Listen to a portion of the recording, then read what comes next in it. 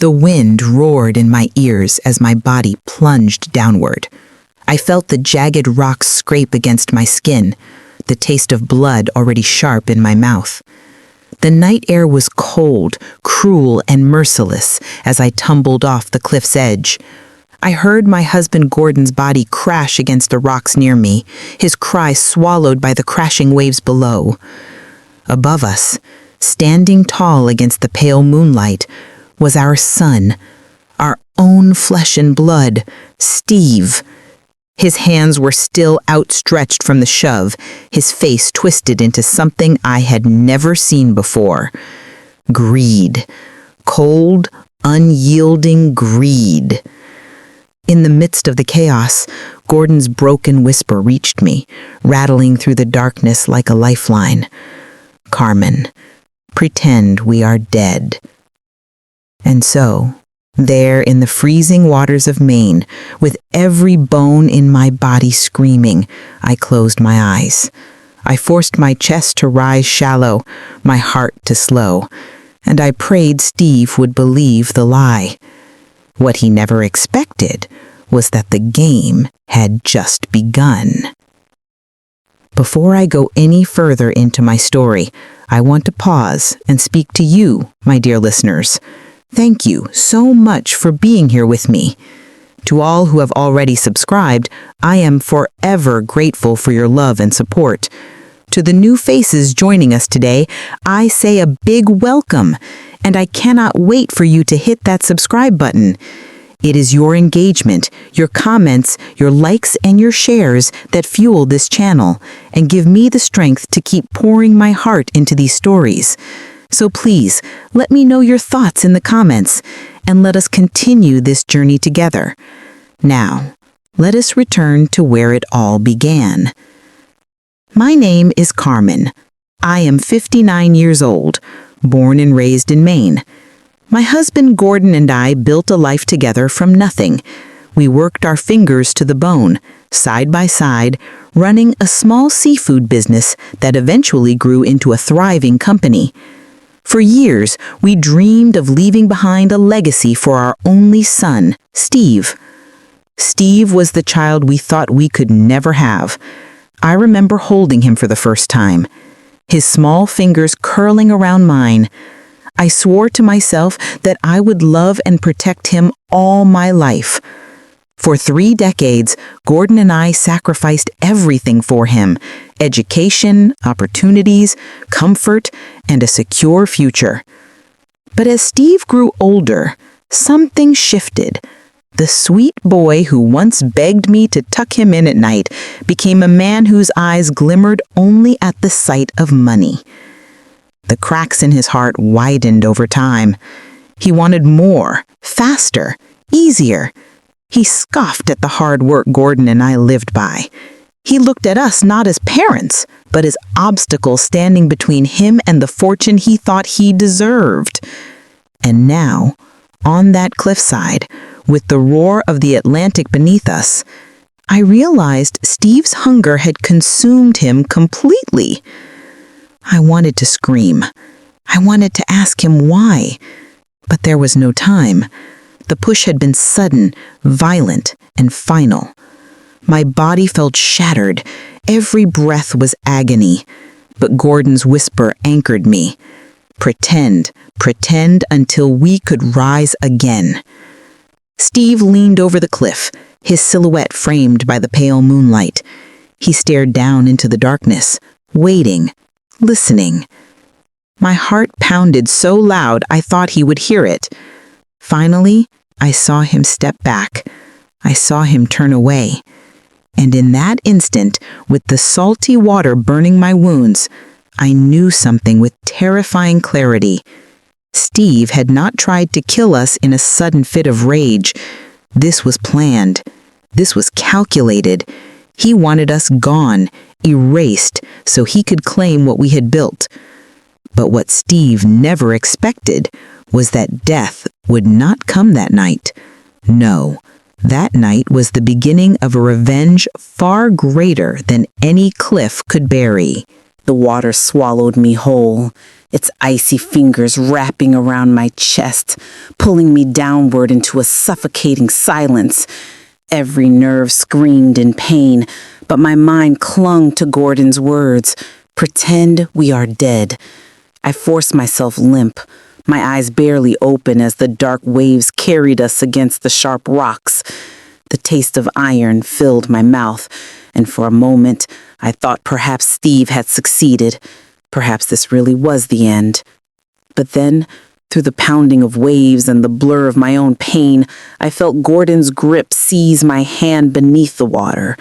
His strength, though trembling, pulsed through me like fire. He tugged me with desperate determination until my back pressed against a hidden pocket of rocks, sheltered from Steve's watchful eyes above. We remained there, bodies broken, but breathing. And as the night dragged on, the truth cut deeper than the wounds on my flesh. Our son wanted us dead. When Steve finally left, when the crunch of his footsteps faded into the distance, Gordon and I dragged ourselves onto a lower ledge, coughing, shivering, our clothes heavy with salt and blood. The Maine air bit into my skin, cold and merciless, but it was nothing compared to the wound in my heart. "Carmen," Gordon gasped, his voice hoarse. "He believes we are gone." I looked at him then, his face pale, his forehead bleeding, his ribs rising and falling with shallow breaths. I felt tears burning down my cheeks. The boy we had raised, the boy we had loved more than life itself, had left us for dead. We lay there through the long hours of the night, hiding from the world, letting the ocean's roar drown out the sobs I could not hold back. By morning, the sun rose in streaks of gold and crimson, painting the sky with cruel beauty. Every muscle in my body throbbed, but Gordon was right. We had to move. We had to live. Somehow, with our bodies battered, we stumbled into the thicket of trees leading away from the cliff. We walked until our legs gave out, collapsing by an abandoned shed on the edge of an old trail. There, bruised and bloodied, we found refuge. It was not much, but it was shelter, and shelter was life. As we lay there, catching what little rest we could, memories flooded my mind. I remembered the first time Steve scraped his knee as a boy, how he cried until I held him. I remembered his teenage years when Gordon taught him how to fish, how to steer a boat, how to respect the waters that fed us. And I remembered the changes, the late nights he came home with alcohol on his breath, the friends with sharp tongues and empty eyes, the anger that flared whenever we told him no. We had ignored the warning signs. We told ourselves he was young, he would grow out of it. We told ourselves love was enough to save him. But now, our love had almost cost us our lives. The days that followed were a blur of pain and silence. Gordon and I stayed hidden, patching our wounds with torn fabric, surviving on rainwater and scraps we managed to gather. We dared not go into town, not yet. If Steve knew we were alive, he would try again, and this time he would not fail. But hiding gave us one gift: time. Time to think. Time to listen.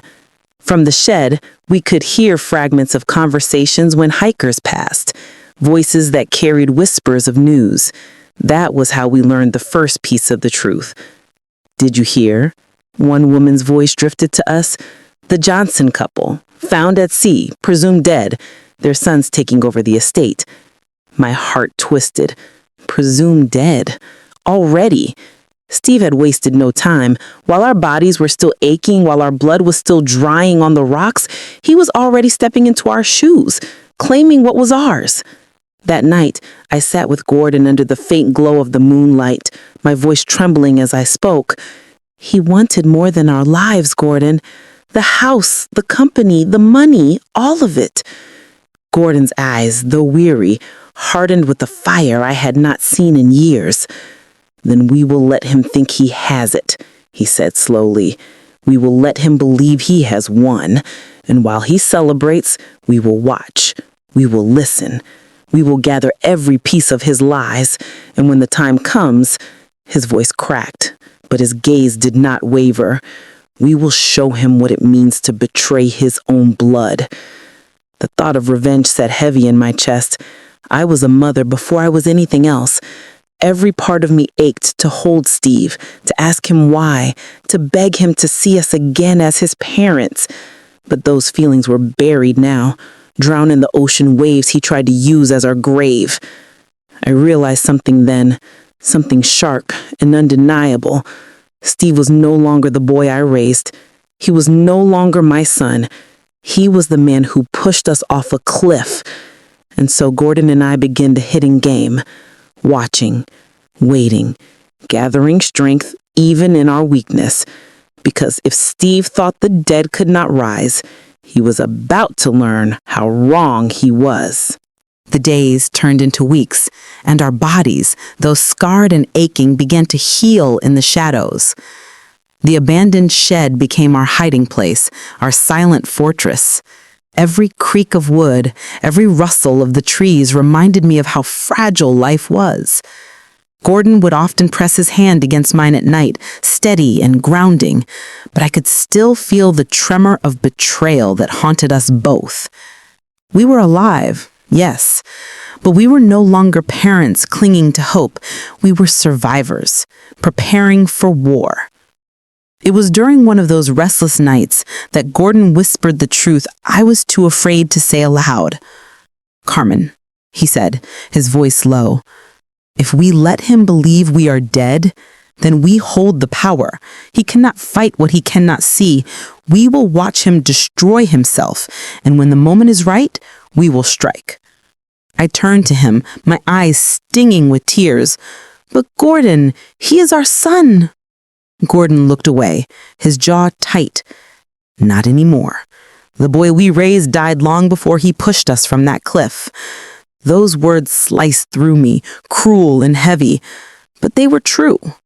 And in that truth, I found strength. When our wounds allowed us to move farther, we ventured cautiously into the outskirts of town, dressed in old clothes, our faces hidden beneath hats and scarves.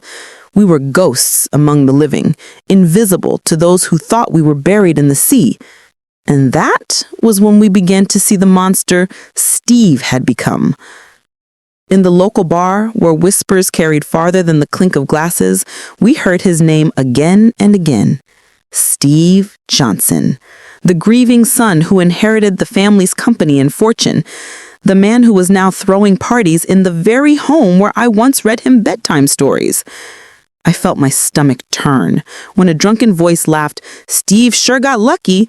Tragic way to lose your parents, but at least he landed the money." Gordon clenched his fists under the table. I placed my hand over his, not to calm him, but to remind him we were playing a long game. It was in that bar that we also learned something darker, something Steve had hidden even from us. Our son was drowning in debt, gambling, reckless investments, shady loans with men who did not forgive easily. He was not just greedy, he was desperate, and desperate men are dangerous. We began collecting proof quietly. Gordon, ever resourceful, contacted an old friend from his fishing days, a man named Walter, who believed we had moved away years ago. With Walter's help, we gained access to whispers and records that Steve would never suspect. I remember the first file Gordon placed into my hands. Receipts, unpaid debts, evidence of money stolen from the company. My hands shook as I flipped through the papers. Each one was a dagger to my heart. "Look at what he has done, Carmen," he said, his voice heavy with both rage and sorrow. "He is burning everything we built." I closed the file, pressing it to my chest as if holding it tighter would stop the ache inside me. "Then we will let him burn it, Gordon. But when the flames are highest, we will rise from the ashes." The hardest part of it all was the silence. To move among people who smiled at Steve, who praised him for his resilience, knowing the truth that we held inside. There were moments when I wanted to scream, to reveal myself, to tear away the mask of mourning he wore in public. But I knew patience was our weapon. Still, Late at night, I would hear Gordon coughing, the sound rough and wet from his injuries. I would see the way his body stiffened when he moved too quickly, and I would wonder, how much time did we really have to wait? One evening, as the tide rolled against the shore, I stared out at the water that had nearly claimed us. My reflection wavered, broken by the ripples, and I whispered to myself, am I strong enough to destroy the boy I once carried in my arms? The answer came not from within me, but from what we uncovered next. Through Walter's quiet network, we learned that Steve was not just reckless with money, he was cruel.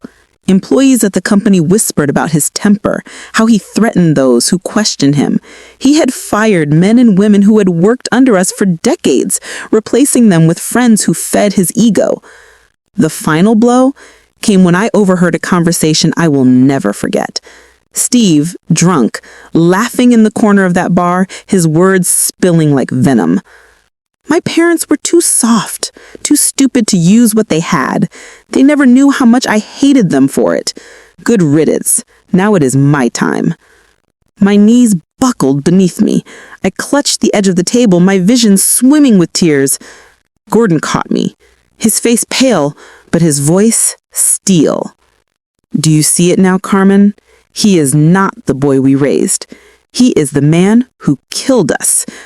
And now it is our turn. That night, as the moon hung heavy over Maine, Gordon and I began to weave the web of our revenge. Piece by piece, file by file, whisper by whisper, we gathered every sin Steve thought he had hidden. We would not strike with fists or with screams. No, we would strike with truth, with proof, with the weight of every lie he ever told. And when Steve finally faced us, the parents he thought he buried in the sea, he would know what it means to betray the hands that once fed him. Because this time, the dead were not silent. The night was cold, the kind of cold that seeps into your bones and lingers. I stood in the shadows of my own home, the house Gordon and I had built with our bare hands, the house where Steve had taken his first steps, spoken his first words, and planned our deaths. My heart thundered in my chest, not from fear, but from the weight of what was about to happen. Gordon stood beside me, his hand gripping mine. His body was frailer now, worn down by the fall and the weeks of hiding, but his spirit burned stronger than ever. We had gathered every piece of evidence, receipts, stolen accounts, debts to men who were hunting him even as he played the role of a grieving son. We had a folder thick enough to bury him. But tonight was not about paperwork. Tonight was about truth. Through the window, I saw him. Steve, our son. He sat at the head of our dining table, a glass of whiskey in his hand, his laughter echoing through the walls. Around him were so-called friends, parasites who fed off his arrogance. He looked comfortable, powerful, like a king in a castle built on lies. But kings fall. When the last of his guests stumbled out into the night, leaving Steve alone in the dim glow of the chandelier, Gordon squeezed my hand. It is time. The sound of the front door creaking open was sharp in the silence. Steve's head snapped up, his eyes narrowing. Who the hell? His voice cut off. We stepped into the light, side by side. My clothes were plain, my face scarred from the fall, but my eyes never wavered from his. Steve's glass slipped from his hand, shattering against the floor. His face drained of color, disbelief carved into every line. No, this cannot be. Hello, Steve, I said, my voice steady despite the storm raging inside me. Did you miss us? He staggered back, his body trembling. You are supposed to be dead. Gordon stepped forward, his voice sharp as steel. You tried to make us dead. The silence that followed was suffocating. Steve's chest rose and fell in quick bursts, his eyes darting between us like a cornered animal. You do not understand, he stammered. I had no choice. The debts, the pressure, I needed the money. You were going to waste it all. I was only what? I cut in, my voice rising. Only murdering the parents who gave you life? Only betraying the people who sacrificed everything for you? Only pushing us off a cliff like we were garbage? His face twisted, anger flashing through his fear. You never gave me enough. You held me back, always preaching hard work and patience. I deserved more. My tears came hot and fast, but my voice did not break. You deserved love, Steve, and you had it. You had all of it, but you threw it away. Gordon laid the folder on the table with a heavy thud. Steve flinched at the sound. Do you know what this is? Gordon asked. His voice was calm, deadly calm. This is every sin you thought you buried, every debt, every theft, every lie. If we take this to the police, you will not see daylight again. If the law does not crush you, the men you owe will. Steve's hand shook as he reached for the folder, but I slammed my hand down on it first. The sound echoed like a gunshot. You wanted us dead, Steve, but we are alive. And now, so is the truth. For the first time, I saw him, the boy he used to be. For a flicker of a moment, his eyes filled with tears. Mom, Dad, please, I made a mistake. I can fix this. We can start over. My heart wavered. I wanted to believe him. I wanted to run to him, hold him, tell him it would be all right. But then I remembered the cliff. I remembered the cold, the waves, the whisper of Gordon's voice telling me to play dead. No, I said firmly, my voice final. You killed that chance when you tried to kill us. The police came the next morning.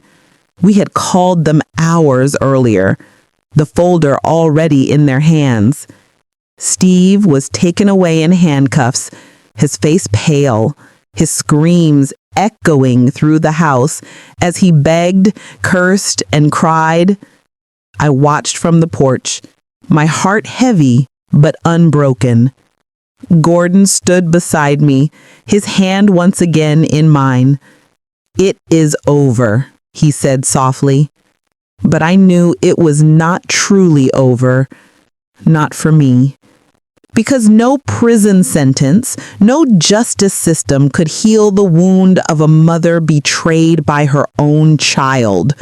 No revenge could ever give me back the boy I once tucked into bed, the boy I once believed would carry our name with pride.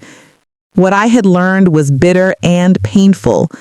Sometimes the greatest betrayal comes not from strangers, but from the very ones you love.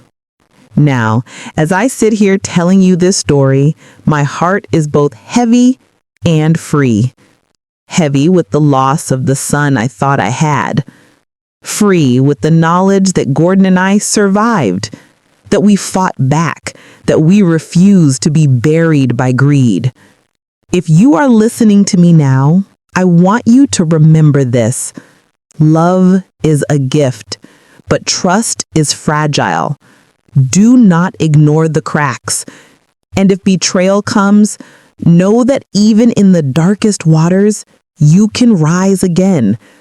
Thank you for walking through this painful journey with me. Please share your thoughts with me in the comments. I want to hear your reflections. Don't forget to like this video, share it with others, and subscribe to this channel. Your support is the heartbeat of these stories, and I can't wait to see you again. Because sometimes survival is the sweetest revenge.